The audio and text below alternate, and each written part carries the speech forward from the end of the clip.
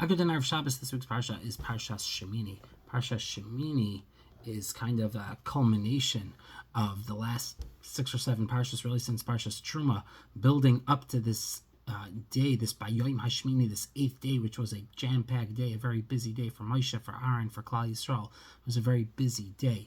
And we have like 6 or 7 Parshas, we have like 12 different Masechtas in the Gemara that talk about all the karbanos that have to be brought and all the halachos of the karbanos, etc., etc.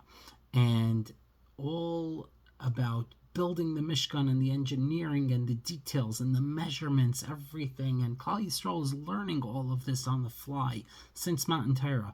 A lot of what they're learning, I shouldn't say most, but a lot of what they're learning has to do with building the Mishkan and bringing karbanos. And it seems like these dry kind of details and things like that. But they're doing it for a reason, and it's all building up to this moment, and that moment is today, this Bayoim Hashmini, this 8th day that we're up to. It was preceded by this Shiva Simei Miluim, the 7 days of inaugurating the Mishkan, and today was the 8th day, Rosh Chodesh Nisan. And on that day, there were karbanos that were brought. There were many karbanos that were brought that were just for that day. There were some that were brought as part of the regular scheduled karbanos. Everyone purified themselves. The rich, the poor, everybody, from Migadol V'ad Katan, everybody was ready. It was building up to this amazing day. And the pasuk tells us that Aaron brings all the karbanos, and Moshe, like Moshe commanded, and then Vayered Ma'aseh Sachatas V'Ashlam, Aaron comes down from bringing it, and nothing happens. It's almost like a letdown. The Torah doesn't record anything that happens just yet. Whatever was supposed to happen, whatever was supposed to be leading up to this monumental day, this monumental event, nothing happened. Imagine Klal Yisrael just sitting there after all this time, and they put in all this effort and learning all these halachas and contributing to the Mishkan and giving of their money and giving of their blood, sweat, and tears, and nothing happens. So Moshe Rabbeinu realizes this, and the pasuk tells us, Vayavoi Moshe v'Aaron al Oyel Moed vayetzu. Moshe and Aaron go into the Oyel Moed, and then they leave. Vayivarchu es ha'am v'yerak kvod Hashem al kol ha'am. And then the kvod Hashem appears to the nation. What happened here?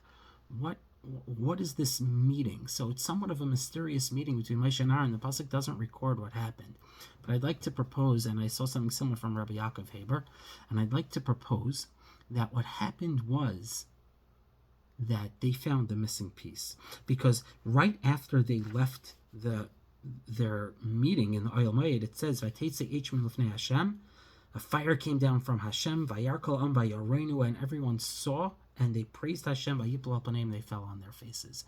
And I think what they found was that all the technicalities that Hashem asked for were in place. They did everything they were supposed to do, except for one thing.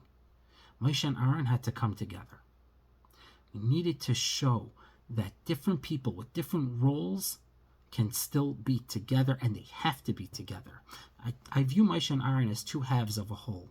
I feel like Moshe's job was to bring Hashem to the people, and Aaron's job was to bring the people to Hashem. And Kiviyachal, Hashem had to meet halfway, and that's in the Mishkan. And Moshe and Aaron had to bring that about. If you think about it, Moshe was a kvad peh. He wasn't a speaker. Aaron was the one who always presented to Paro in Mitzrayim. Aaron was the one who would, rally the troops. He was Oyev Shalom v'Roidev Shalom. He was always running around, making sure there was peace. But Moshe was the Loikam Moshe Oid, right? There was no one like Moshe ever. He was the greatest Navi ever. They had different roles. And I think that that's the lesson that we all have to learn.